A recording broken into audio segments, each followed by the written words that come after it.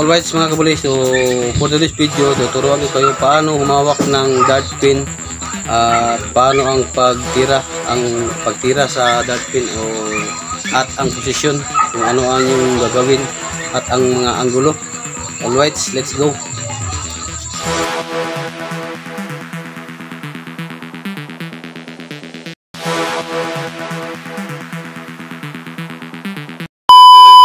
Ganito ang tamang paghawak mga kabuli. Yung anggulo ng kamay mo, ganyan, 90 degrees. Ganyan.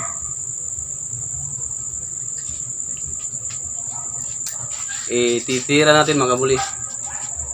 Ganyan, ganyan. At follow through.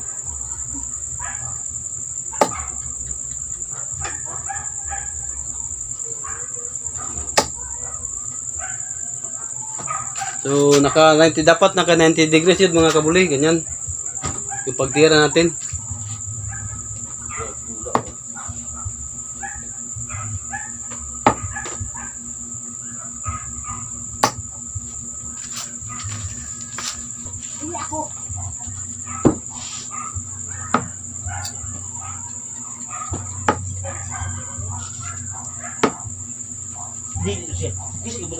So dapat ganyan mga kabuli.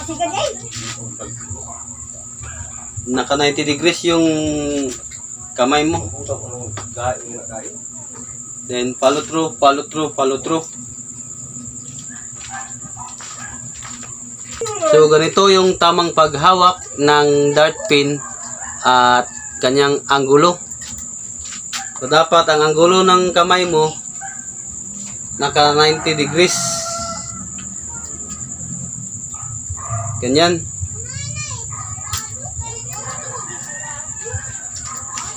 Ganyan mga kabuli, ganyan. Naka 90 degrees yung kamay mo. Ganyan. 90 degrees. Paghawak mo ng dart pin, depende sa paghawak mo na komportable ka. Pero itong ginagamit natin na dart pin, ang bigat nito 23 grams. Torpedo type, bomber type, Phil Taylor.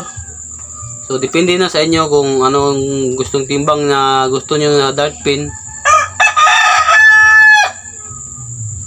Ang tamang anggulo sa pagtira, yung kamay nyo nakaganyan 90 degrees. Yan. Pagtira.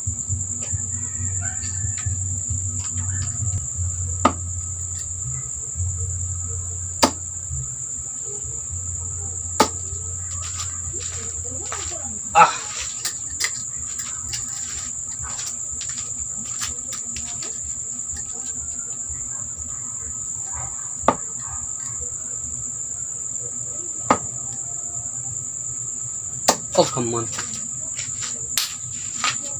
Yes.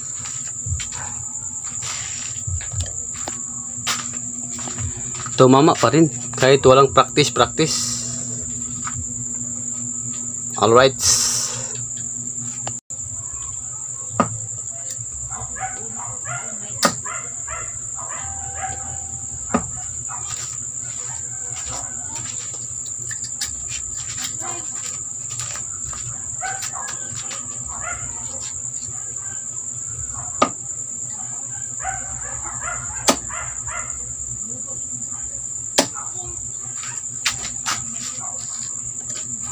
Hindi na tayo masyadong nagpa-practice mga kabuli, pero tumama pa rin sa balls.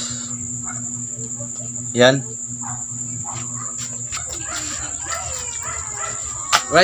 All rights mga kabuli. So kung gusto nyong matuto, paki-like and subscribe sa atong YouTube button dyan sa ilalim. Tapos click notification bell para updated kayo sa ating susunod na mga tutorial sa darts. Tutorial tips, guide mga kabuli. Alright, so pa-subscribe na lang sa ating YouTube channel dyan sa baba. Kung gusto nyo ng ibang mga tutorial, comment lang kayo dyan sa ibaba. Write the comment section below para ma-demo natin sa susunod na vlog natin. Alright mga kabuli.